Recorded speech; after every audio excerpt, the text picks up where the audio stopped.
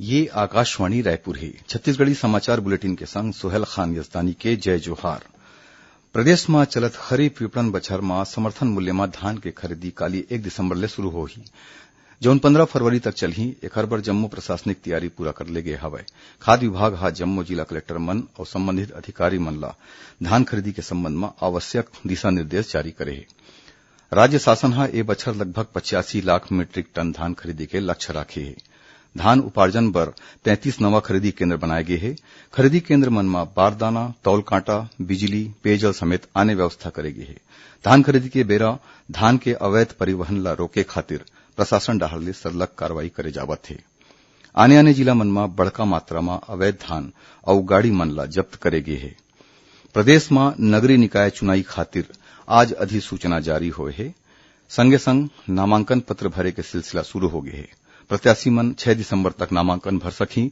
जम्मो जिला मन में नामांकन पत्र भरे खातिर बड़का प्रबंध करे गए हे। निकाय चुनाई में उम्मीदवार मन ला पहली बार ऑनलाइन नामांकन पत्र भरे के सुविधा दे गे हवय। नामांकन पत्र जमा करत समय अभ्यर्थी के संग उखर प्रस्तावक मन और नामित आने एक महीनखा यानी कुल 3 महीनखा मन हा रिटर्निंग ऑफिसर के कमरा में प्रवेश कर सकी। राज्य निर्वाचन आयोग के अनुसार नगरीय निकाय चुनाव के संबंध में जम्मो जिला निर्वाचन अधिकारी मन ला आवश्यक दिशा निर्देश जारी कर दे गे हवय। संबंधित निकाय क्षेत्र में आदर्श आचार संहिता के कड़ाई ले पालन करे बर केहेगी से नगरीय निकाय के चुनाव आम चुनाई 151 नगरीय निकाय के 2840 वार्ड मन में और उप निर्वाचन 2 नगरीय निकाय के 3 वार्ड मन में होही। 7 दिसंबर के नामांकन पत्र मन के जांच करे जाही।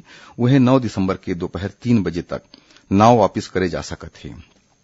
छत्तीसगढ़ी विधानसभा उपाध्यक्ष पद खातिर कांग्रेस विधायक मनोज मंडावी हा आज विधानसभा में नामांकन पत्र दाखिल करीन। एखर पहली श्री मंडावी हा विधानसभा अध्यक्ष डॉक्टर चरणदास महंत से मुलाकात करीन।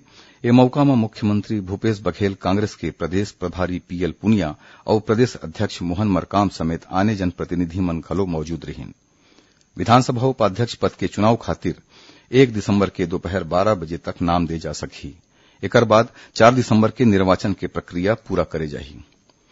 मुख्यमंत्री भूपेश बघेल हा छत्तीसगढ़ राज्य ग्रामीण और अन्य पिछड़ा वर्ग के क्षेत्र विकास प्राधिकरण और अनुसूचित जाति विकास प्राधिकरण के अंतर्गत स्वीकृत जम्मो अधूरा निर्माण कार्य मन ला गुणवत्ता के साथ जल्द ले जल्द पूरा करे के निर्देश दे हावय। मुख्यमंत्री के अध्यक्षता में आज रायपुर में आयोजित बैठका में दोनों प्राधिकरण मन ले स्वीकार करे के कार्य मन के प्रगति के समीक्षा करी गिस। वहीं नगरीय निकाय निर्वाचन के आचार संहिता ला देखत दोनों प्राधिकरण मन में अवैया शहरी क्षेत्र के समीक्षा अब तक नहीं करे गे हवय। राजनांदगांव जिला के गोटाटोला मोहला मार्ग में बाबा मोड़ के तीर आज 2 ठिन मोटरसाइकिल मन के बीच जोरदार टक्कर होए ले 2 मनखे मन के मौत हो गिस। उन्हें 2 आने युवक मन हा घायल हो गिन, जौन मन ला इलाज खातिर अस्पताल में भर्ती कराए गे हवय। मिले जानबा के मुताबिक एक ठिन फटपटी में 3 मनखे मन सवार रहिन और दूसरा फटपटी में 1 मनखे हा सवार रहिस। टक्कर अतका जोरदार रहिस के दोनों फटपटी मन हा बुरी तरह क्षतिग्रस्त हो गिस और 2 मनखे मन के मौकाच में मौत हो गिस। महासमुंद जिला के सिरपुर के महानदी तट पर पिकनिक मनाए खातिर गईन रायपुर के 2 छात्र मन के नंदिया में डूबे ले मौत हो गिस। मिले जानबा के मुताबिक टाटीबंद रायपुर स्थित भारत माता स्कूल के लइका और शिक्षक मन पिकनिक मनाए खातिर सिरपुर गे रहिन हवय। ए दौरान कुछ लइका मन नदी में नहात रहिन।